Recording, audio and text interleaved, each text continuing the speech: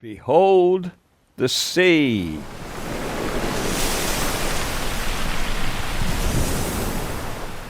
Annual Scout Camp was eagerly awaited.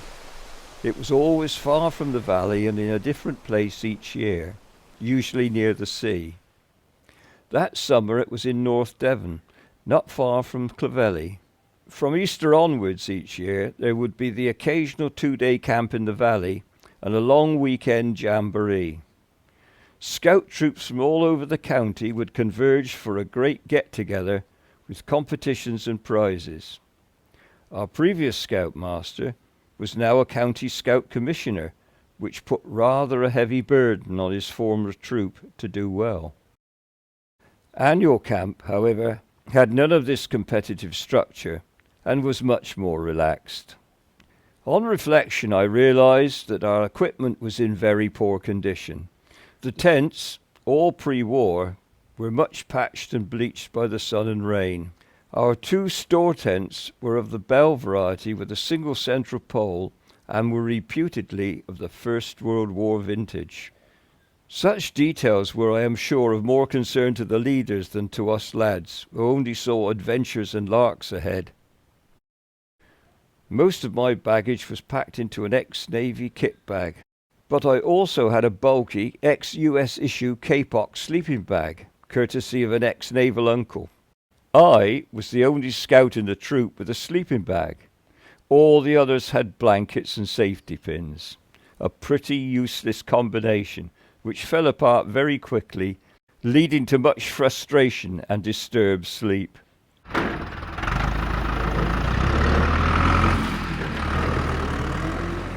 Transport to Scout Camp was almost exclusively by removal pantechnicon.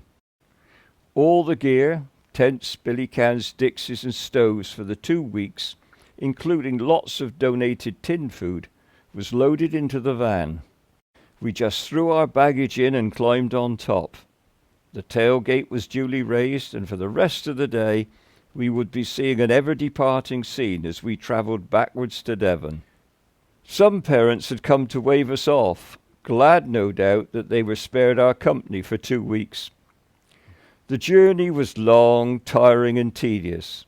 The pantechnicon was slow and the roads to North Devon, especially after Taunton, had few places wide enough to allow for safe overtaking. We had a traffic tail stretching back as far as could be seen on the winding roads. The family in the car behind us that was continuously in view became almost familiar friends, though they didn't seem all that friendly towards us. It was many hours later and nearly twilight when we pulled up at a grand gate entrance some miles on from Bideford. A peeling paint sign read Portledge House. It had a long rhododendron-lined gloomy driveway, which eventually gave way to what had once been grand parkland, but was now much neglected. The mansion itself, a fine building but boarded up, had been used by the military during the war. Behind it was a still active farm from which milk and eggs would be supplied. Skip and Doc, his crippled assistant, using an adjective that was current at that time, galvanized us into action to get the tents up, fires lit, supper cooked and eaten, faces washed and teeth cleaned, all before it got dark. However, it was about midnight when, with only a few of these tasks completed, we finally clambered into bed. There was much stabbing with blanket pins in the process. All that is apart from me, who was comfortably snuggled down in my US Kapok sleeping bag. Before camp ended, I was getting enticing offers for that lovely item.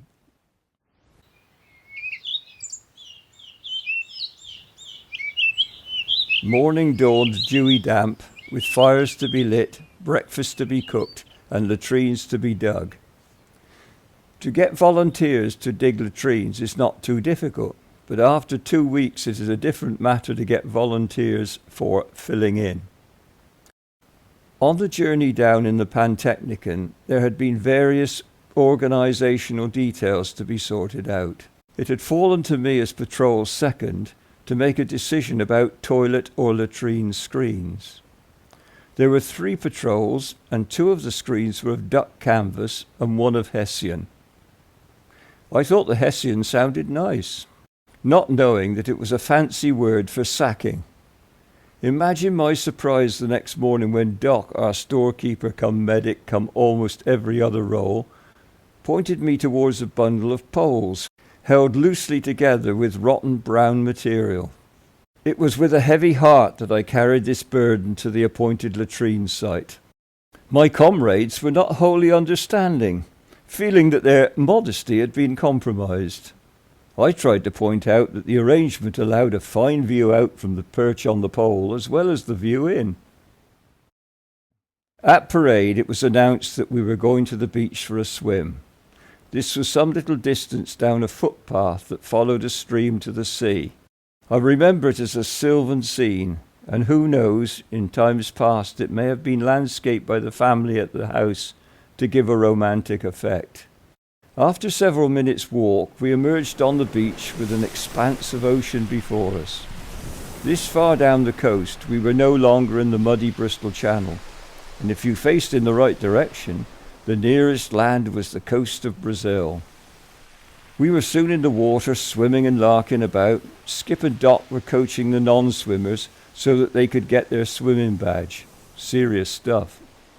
The cold North Atlantic eventually made its presence felt even on our youthful bodies, and we all gradually gathered around Doc, who was making a brew in a Dixie on a beach fire and handing out packets of biscuits. It was then that I began to take in the view. Facing out into Bideford Bay, there was the island of Lundy directly ahead. It had once been the haunt of pirates, something I only half believed until recent years. I read the history of the island and found it as bizarre and romantic as one could wish. Slightly to the left was the tiny hamlet of Bucks Mills, with its lime kilns and cottages stacked closely up the steep cliff. Further on, the coast diminished into a blue haze, with the low cliffs of Abbotsham and beyond them Westward Ho, and the mouth of the Tor and the Torridge estuary. Bideford and Barnstable were the last home of trading ketches and schooners, still working in the early 50s, but all too soon to end. The troop had the beach to themselves until, towards late afternoon, we retraced our steps to camp. We had seen no other person all day. Jamie and I were in the same patrol. He came from a valley village about 3 miles away from the troop headquarters and was a sort of relative, in that my father was a good friend of Jamie's uncle. In those days we had not only real uncles and aunts, but friends of our parents who, wishing to be friendly, wanted us to call them uncle or aunt. Addressing adults on first-name terms would have been seen as far too familiar. Jamie was patrol leader, and one of our duties was to collect daily rations from the store tent. Scouts were not supposed to be in the store tent unless either Skip or Doc was present. However, we had been left to tidy up after the stores had been drawn, and quickly became aware that we were not alone. A large number of wasps had been attracted by some large catering tins of jam, which had been opened with a tin opener and left with jam inside, but no proper covering. We decided that we would sort the wasp problem out.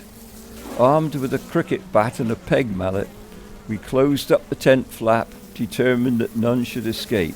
We were intent on annihilation. About 5 minutes later, we had probably injured about 5 wasps, none fatally. On the other hand, we had sustained stings to face, forearms, neck and legs, sufficient along with their subsequent swellings for Doc to be well and truly alarmed by our appearance. Skip, who had driven to camp on his motorcycle so as to have an independent source of transport, he was now able to justify his decision by driving the 6 miles to Bideford Cottage Hospital with Jamie on the fuel tank and me on the pillion. It was a painful journey, our bodies feeling as if they were on fire and yet shrieking with inner cold. I think we were given injections. We were certainly daubed in all the bumpy places with a creamy lotion which did cool the stings a little. We were also admonished for our stupid actions by the nurses. Little did we know that we were to see more of them. We returned on Skip's motorcycle in the same manner as we had arrived, although it was now 2 pale riders who were welcomed back without the censure we got at the hospital. Each day, one patrol would act as duty patrol, bringing water from the farm in milk churns on the trek cart. Milk was also collected in a large aluminium container. Bread and grocery items were left at the entrance gate by local traders. That entailed another short journey. Before we finished our duty chores, the wood dump was checked to see if more firewood was needed. We were allowed by the farmer to go into the woods, which almost surrounded the campsite, and collect dead wood.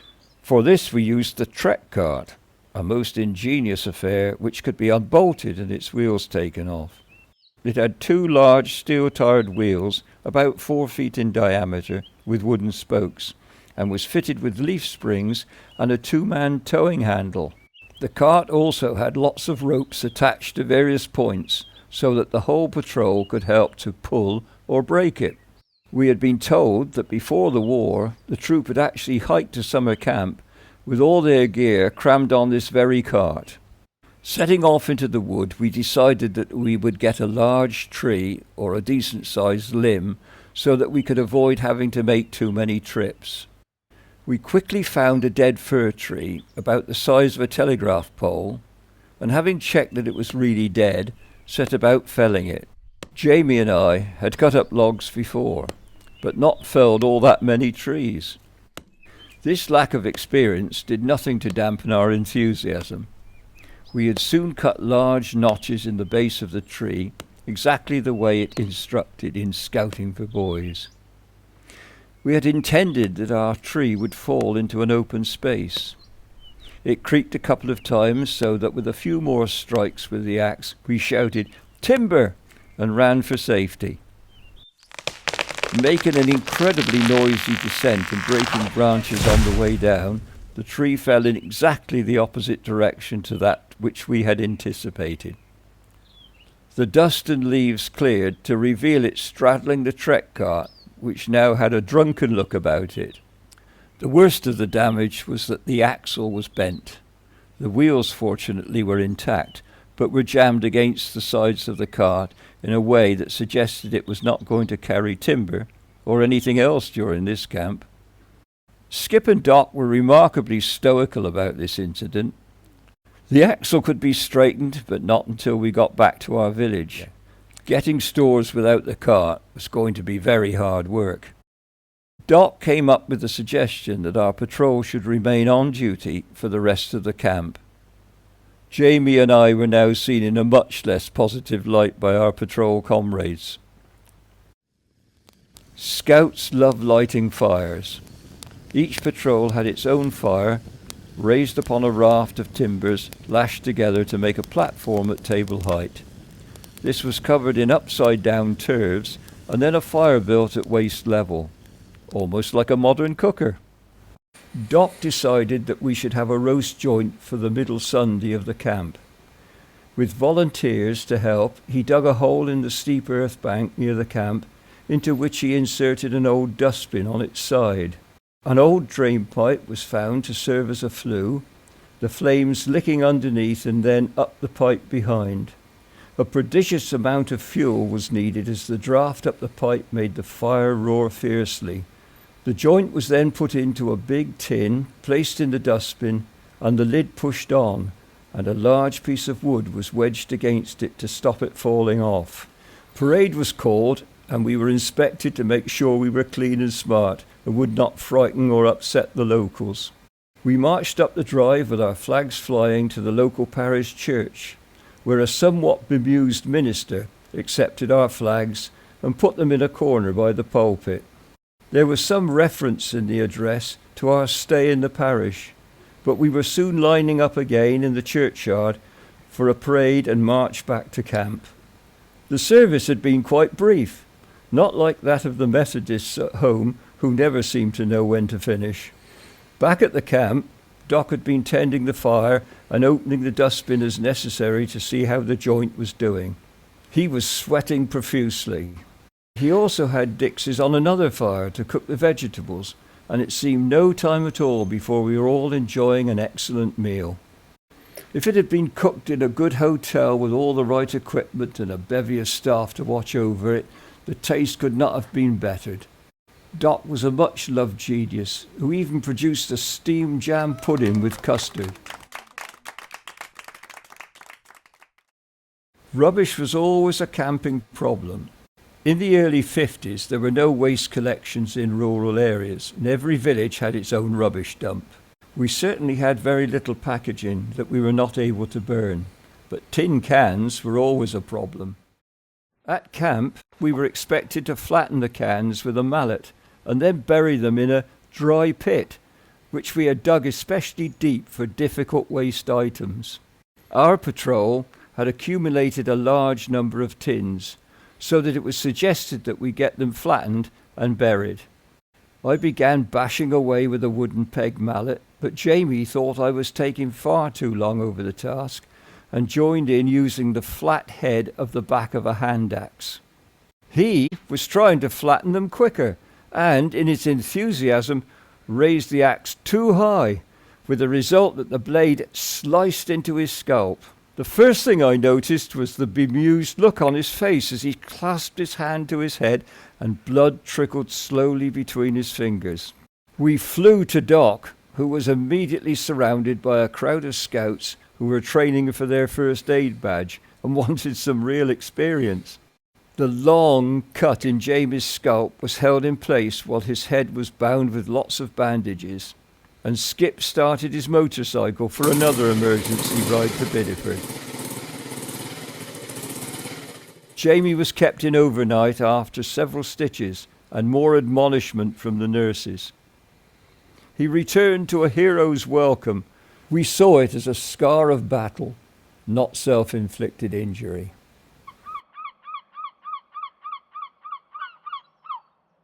The senior scouts, the over 16s, camped a little way off from us as befitted their senior member status. They did, however, join in most of our activities.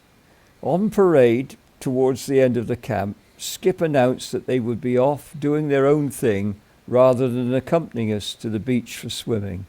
We thought no more of this, but gathered after lunch to go to the beach and set off down the track to the sea.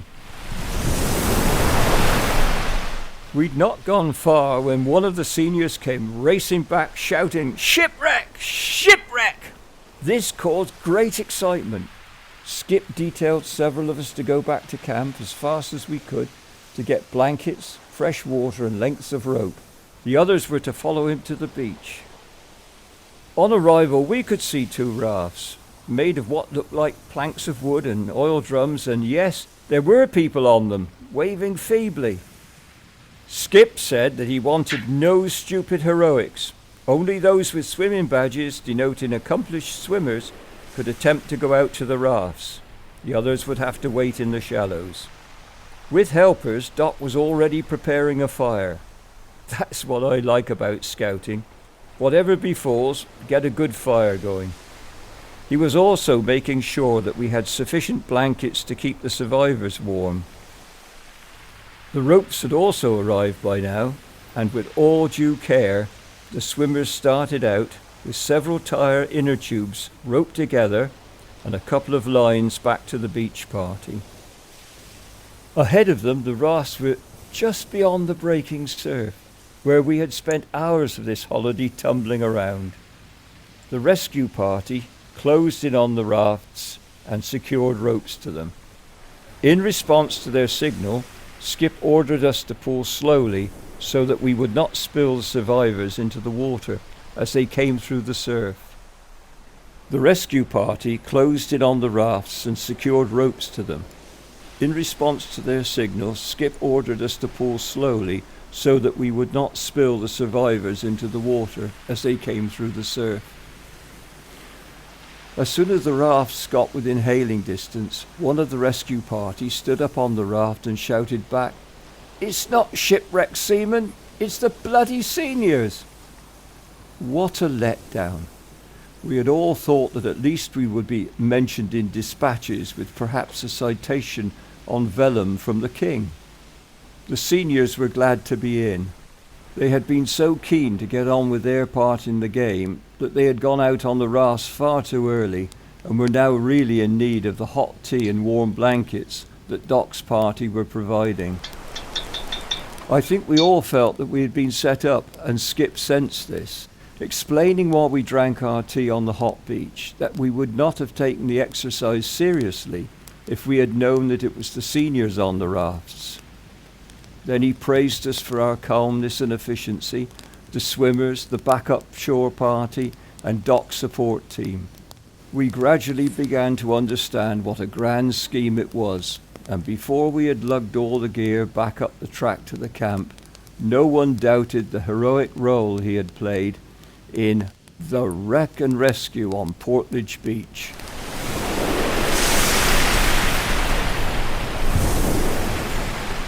During the rescue, I had strong twinges of pain and a growing swelling in my right nostril. By the following morning, my face was very painful and my nose so enlarged that I had difficulty in seeing out of my right eye. Doc diagnosed a boil up the nose, which he felt needed urgent attention. Once again, Skip was kicking the motorcycle into life. The journey to Bideford Cottage Hospital was even more painful than the previous one.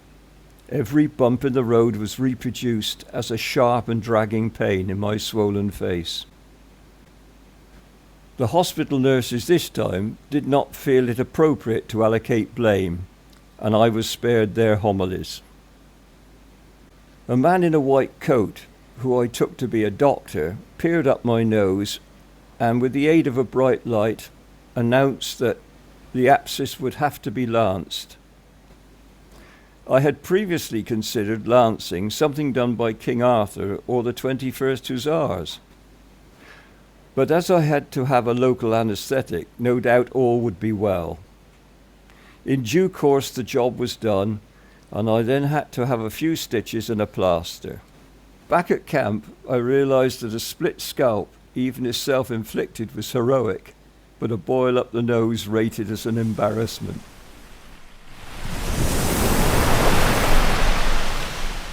All too soon the penultimate day at camp was upon us. After lunch, everything that was not absolutely essential was taken down and packed ready for departure. Wet pits and dry pits were filled in, fires dismantled and cleared away. Breakfast tomorrow would be a cold collation. We eagerly anticipated the occasion of the last campfire by collecting large amounts of wood ready for the evening's proceedings.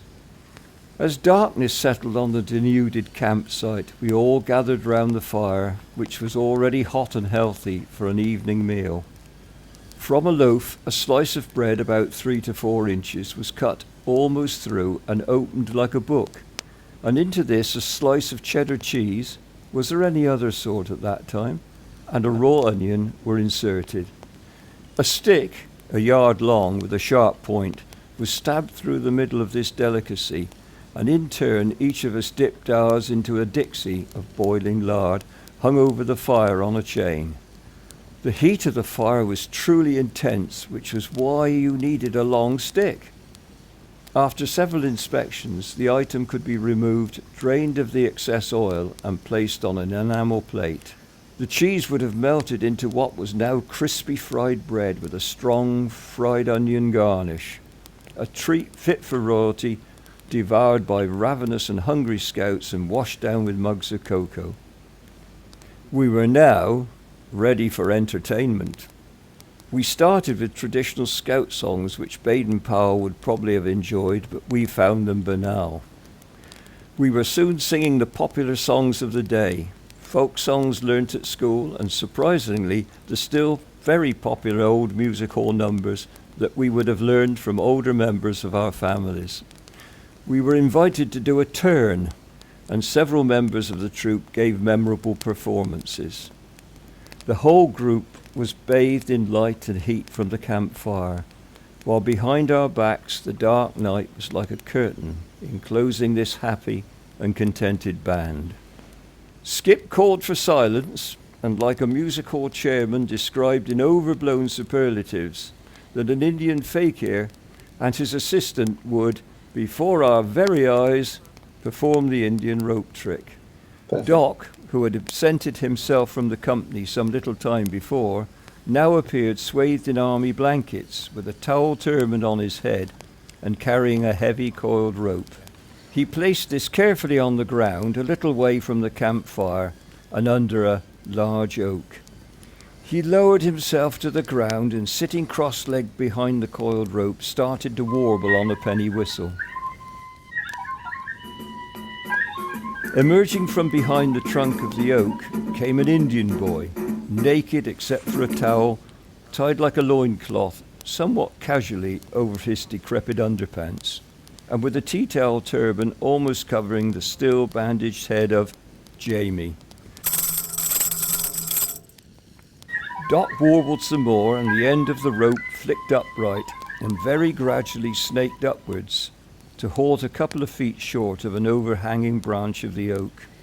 Indian Jamie bowed low to the company, grasped the rope and climbed upwards, hand over hand, to the accompaniment of Doc's shrill tunes and general whistling and shouting from the audience. Doc played some more, and slowly the rope and Jamie descended to the ground amid rapturous applause. Even those who had seen the trick before and knew that the rope was pulled up by a fine fishing line were impressed. Suddenly it was all over. Not just the show, but the whole thing. I and quite a few others had a restless night. Perhaps it was the cheese dreams.